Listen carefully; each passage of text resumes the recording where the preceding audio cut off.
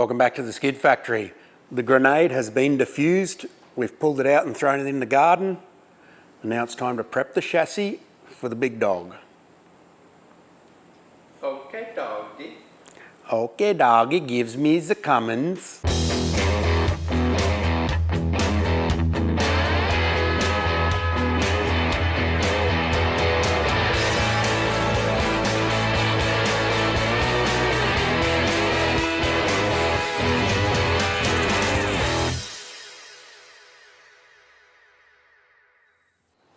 We're back from Canada. Body's off. We plucked out the grenade using a redback, our new forklift, and a lifting jib that I built to go on the end of the tines. And it's been discarded into the garden, minus the transfer case, which we're keeping for the new box. Before we plucked her out, I made a bunch of reference marks of where things started and finished, the bell housing point, the sump point, the end of the drive line where the tail shaft starts, that sort of thing, just to give us a bit of an idea. Without the body on it, it can get pretty disorientating of where things actually sit. So I learnt my lesson from doing the Duramax and when I didn't know what the hell was going on. So hopefully this will give us a bit of a hand for when we do fit the engine. Before we go fitting big engines, we're going to replace all the suspension gear.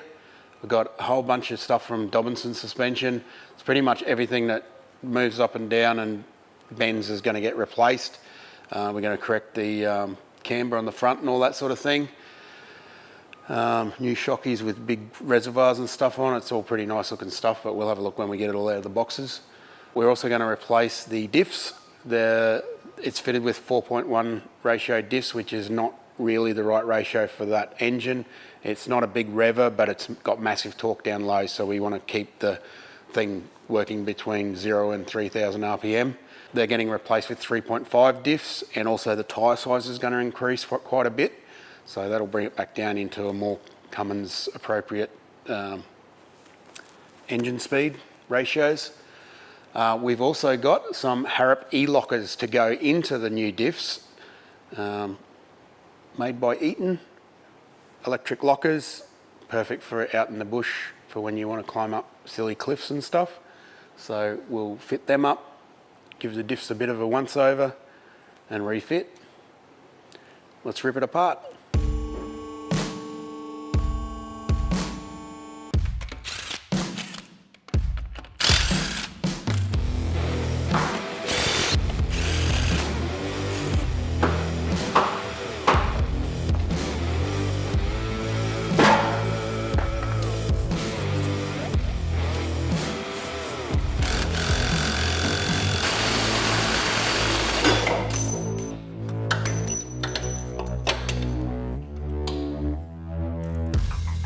The springs and shocks are genuine Nissan items that are still in fair condition.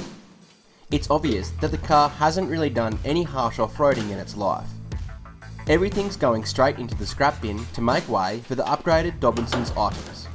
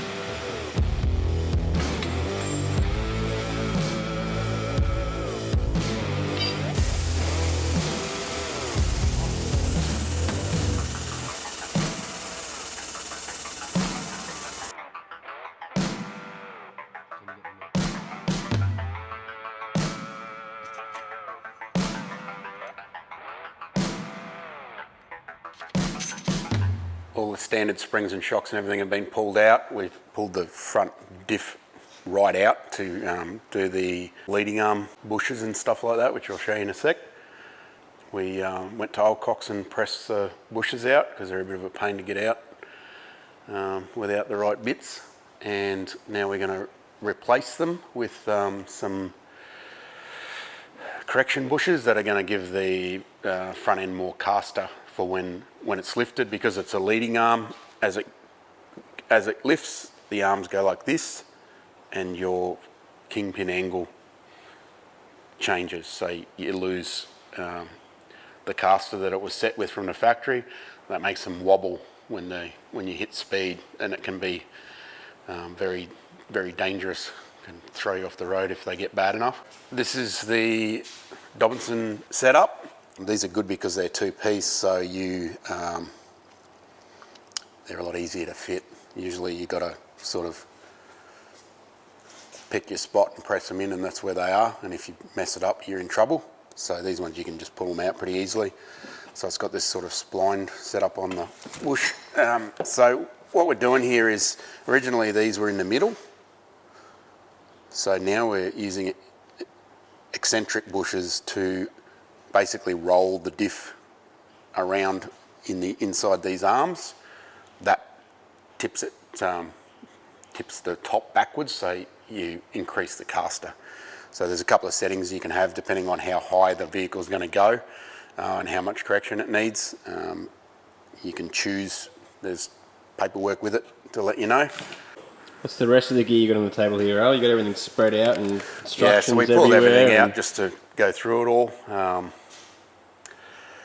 These are hydraulic bump stops, and this is not really a common sort of mod. It's more for more hardcore forward driving stuff, and the reason for using them is if you come down onto the bump stop hard when you're sort of doing some hard forward driving or you're off-road racing or whatever, the impact that you put into that rubber bump stop, it basically is going to spit that same sort of energy back out, which causes the vehicle to jump, which causes you to lose control. So what these do is they're sort of like a progressive, it's kind of like a second shocky really, like it progressively takes the impact and doesn't return it.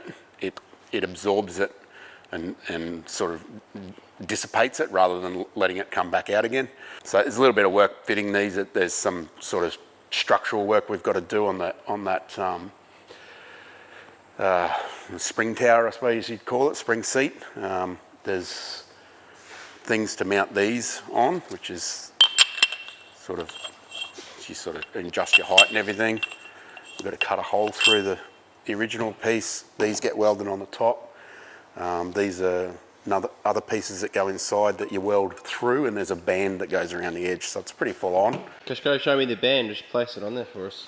So that goes around there. That gets welded on there. That threaded tube goes in here. That's where your bump stop goes. And there's some internal braces and stuff to stiffen it up a bit. As I said, it is for, well, in our case, we've got them because the engine's so heavy. So we're giving it a lot more strength in what's supporting the actual suspending the car, because the engine it's about 100 kilograms heavier than a TD42, so the heaviest engine that they would have had. So it's something that you've got to be aware of. And you're going to be doing some pretty serious off-roading in this thing, aren't you? I'm absolutely not going to be doing any stupid off-roading jumping shit because I value my possessions, but that's the other reason to use them as well, as if you are off-road racing. You'd probably do a bit more. You'd probably do the rear as well, the rear towers. You can get reinforcement kits for the rear towers. It's probably a bit, I wouldn't say it's common for the rear towers to break.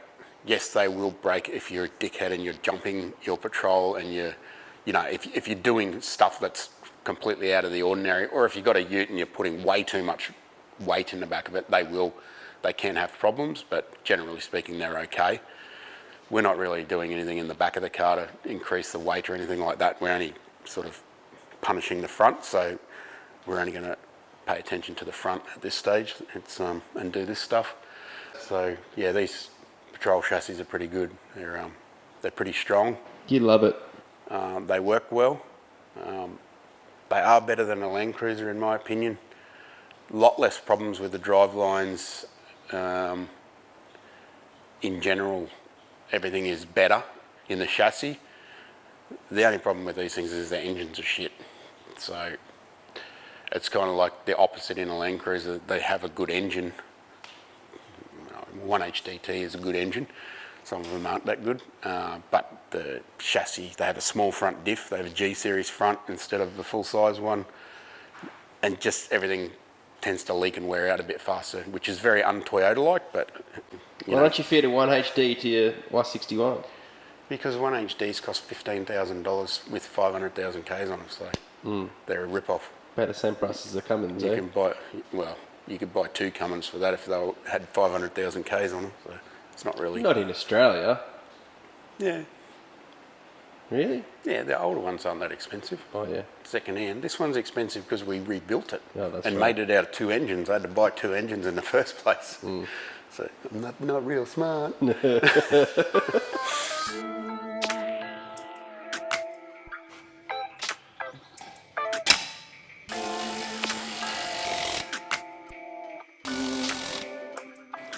No, it's not a Milwaukee.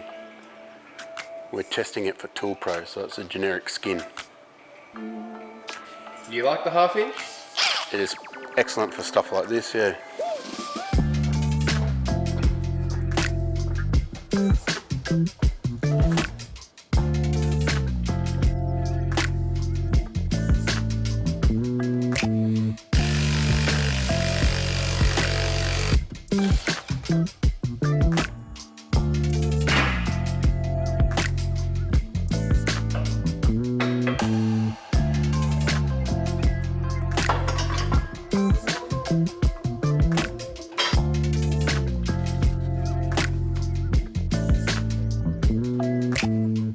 Dobinsons make suspension kits to suit many different makes and models and range from 2 to 6 inches. Whether you're replacing the standard items or lifting your car to hit the trails will determine what shock and spring combo you will need. You may also need to replace components like the panhard rod, sway bar links and brake hoses depending on what size lift you choose.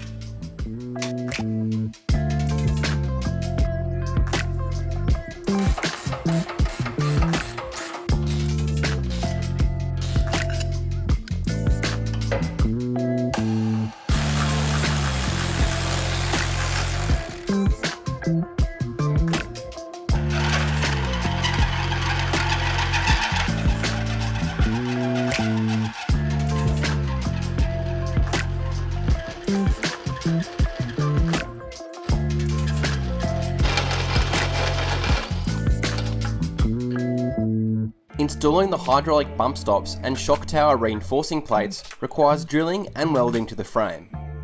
There is instructions included with the kit, but it's always best to consult with an engineer whenever performing chassis mods.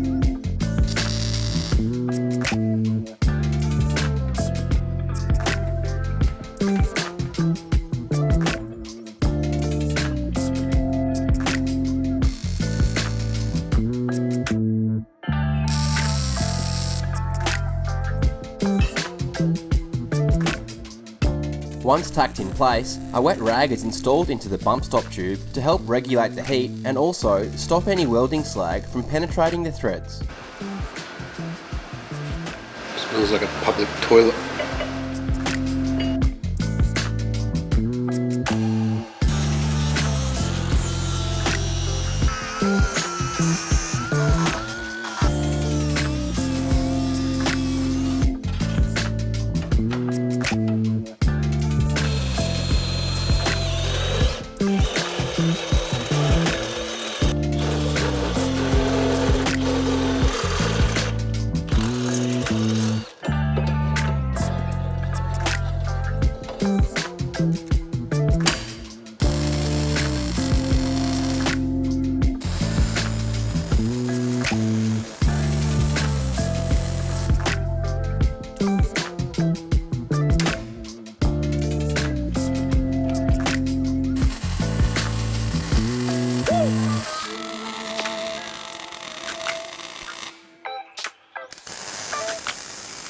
Various vice grips and G-clamps are being used to hold the reinforcement plates in the correct position while being welded.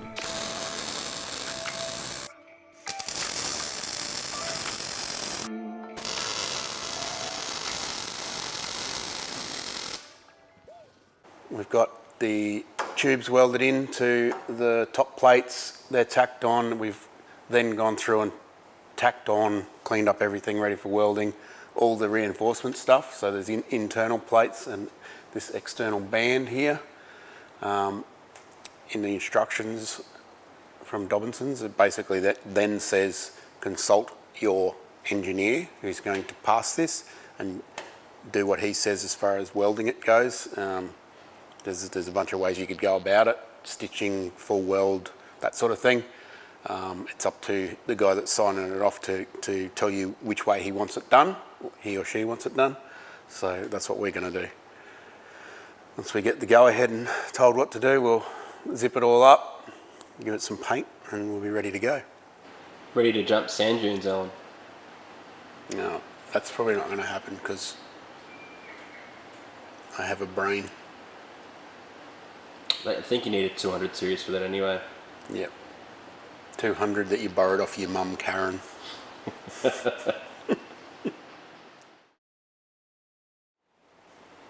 Matt came around yesterday afternoon and had a good look at this tacked up setup for me and made some instructional marks of how he wanted it stitched together.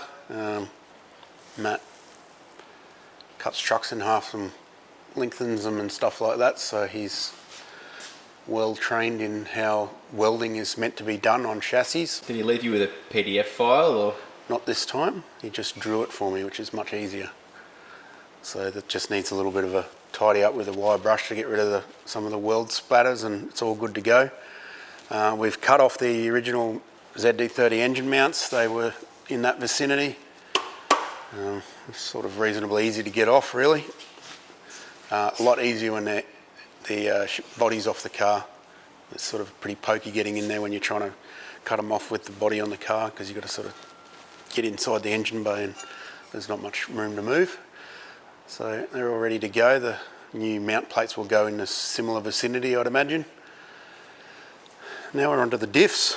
It's got 4.1 diffs in it. We're going to remove those and replace them with these ones over here. Another box that's been sitting for a while. Yeah, these have been here for a little while. They're 3.5 or 3.54 recurring to 1 diffs out of a TB48 Patrol. I'm guessing with the 5-speed auto, I'm guessing that's why they've got this ratio. So a lot of people, when they've got a TB48, they'll change these out when they put 33s or 35s or whatever bigger tyres on them to sort of get their ratio back into the right area. So they are available and pretty much perfect for the Cummins. It's a massive torquey engine, so you do need to account for it with the drivetrain because it doesn't rev. Not like a ZD30 does, it's like a car engine. Probably revs to like $5,000. 110 kilometres top speed. Yeah, you don't want that. So you've got to make use of the torque, which there's plenty of. So these are the diffs for it. These originally open centre front and limited slip rear, same as what the car currently has. But we've got some Harrop E-Lockers to go in it. So very nice. These are like an electromagnetic actuation of a sort of a locking mechanism. So when you're driving around normally, it's obviously open centre. When you want to get into trouble, you just got a button on your dash for each diff, and you can lock either one, either or both. And then basically the drive line's locked together. If you're in forward drive, it's pretty much one piece, so not to be engaged on the road. You could probably put the back one on the road if you wanted to wreck it. Do some sweet skids. So we've got to pull these diffs apart and remove the centre, pull the crown wheel off and replace them with this. Replace the centres with these, bolt the crown wheel back onto these, put the bearings on it, reload it back in, and then realign it. So we've done checks for mesh, and we've done backlash check with a dial gauge, and we basically got to return it to the same mesh and the same backlash, and we're good to go. So it's not a massive job. It's sort of, you don't have to mess with the pinion, so that's where the real fun starts, where the diff's fun. So point to the corner to click the video for diffs. what diff did we do? We did the Kingswood and we did the Tirana. Oh, yeah. Here. Yeah. Cool, let's do it. Yep.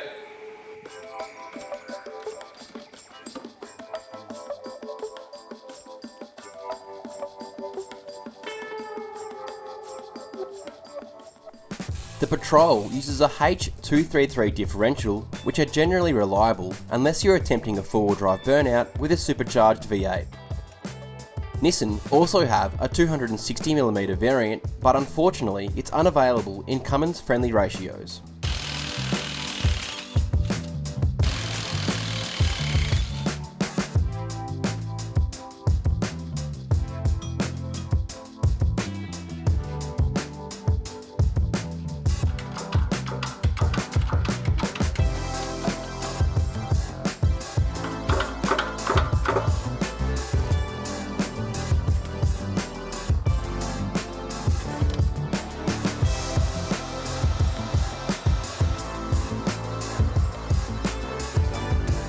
It's hot.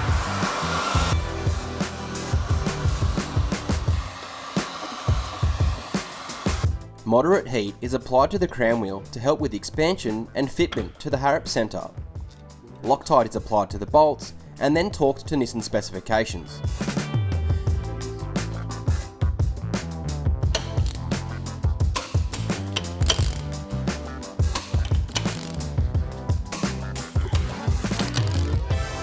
As the Harrop E-Locker uses electromagnets for engagement, a hole is drilled into the housing so the wiring can be routed externally.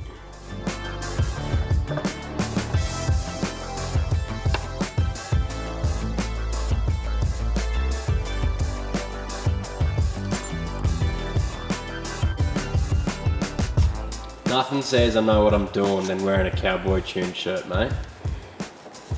What he knows. Got it from the Hyundai Terracan Club. I'm just a proud member.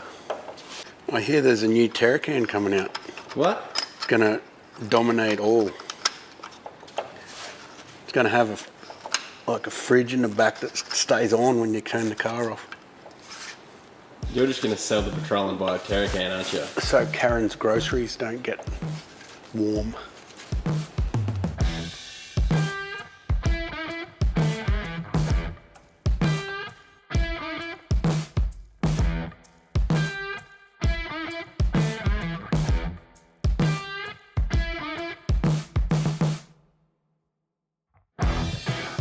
While Al is finishing installing the new Harrop centres and 3.54 gears, I'm removing the old 4.1:1 ratio centres and keeping them aside for Sebi to sell on Marketplace.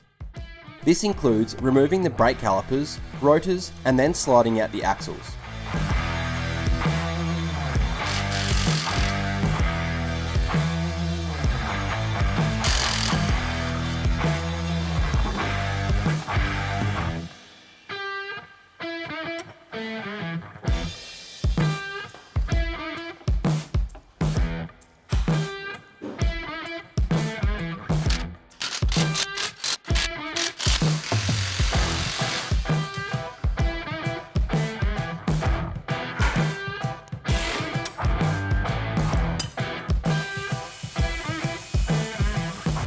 The front is very much the same process, although it includes removing the auto locking hubs and backing off the front wheel bearings.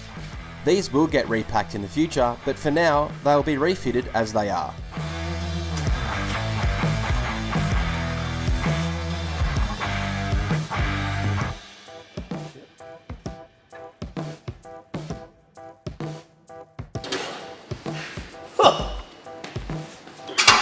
Is that heavy?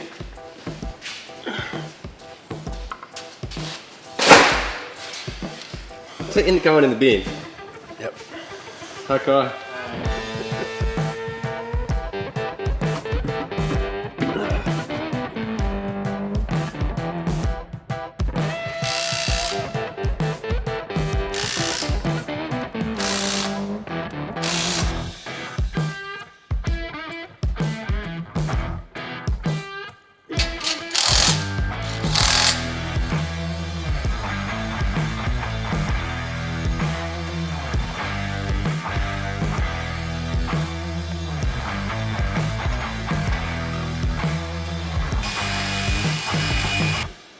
They're going to come back off, don't bother. The chassis prep's all done and we're nearly ready to start throwing Cummins at it. Got the springs in, shocks, as yet unfitted. Got the hydraulic bump stops welded in and reinforcement to the towers. That's to handle the weight of the engine as well as the hydraulic bump stops. Got all the back gear in there, there's not much going on back there. Got the Dobinsons shocks, which are pretty fancy. And we've pulled the diffs out and replaced them with 3.5 ratio with Harrop E-Lockers in them. We've still got to wire up the E-Lockers, but we can't do that until the body's on. So that'll be at a later date. That's about it. The brakes have been refitted. That's just temporary. Yeah, we just threw the brakes back on because I've got a upgrade kit coming for it, but they're not quite ready yet. So should be done by the time we're finished. But we'll leave it as it is for the moment so it rolls around and fire up that forklift and get ready to start fitting 500 kilograms worth of cast iron from Brazil, Mexico, England, USA and sometimes China. Multinational, that Cummins company. Yeah, and what about merchandise, Alan? If you're new, you don't know about merchandise, go to theskidfactory.com. Good one. Nice. Correct one this time. Sweet. If you want to watch old videos of patrols, you can probably go here because I've done a few of them. And what do you want to put down here? No, you can't do that. It's at the end of the video. Oh, sorry. Yeah. So many rules in this game. Yeah, there is. Yeah. How about us roll the Patreon credits? Yeah, do that. Alright. Thanks for watching.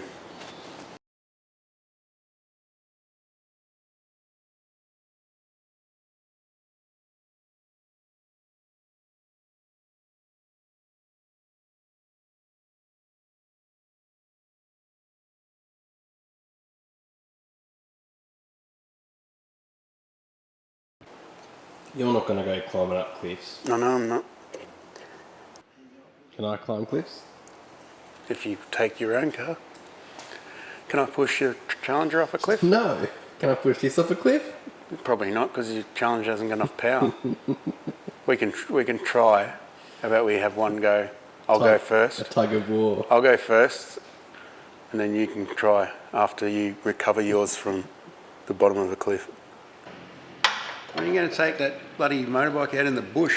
I heard you're weak and you're scared of enduro. Yeah, old weekend, no warrior in the background there that was out last weekend worrying. I seen he said he doesn't ride during the weekend. He was only out for about 5 minutes before he was too tired and had to go home. There's probably other people that could see how he rides, so that's why he was scared. No, but I got it on Instagram, mate, so that's all that counts. Well, yeah, He actually just went out there, took a photo and then went home. Active. Sorry, what do you want to do for? Chassis. If you want to see some old videos of patrols, there's one up here. Click down here for some... Don't. Click down here for some... That's beer, dude! click down over here to subscribe. Click over here for merchandise. And click up here just because Alan's a chooch. Thanks for watching. See you guys next week. It was lemon squash.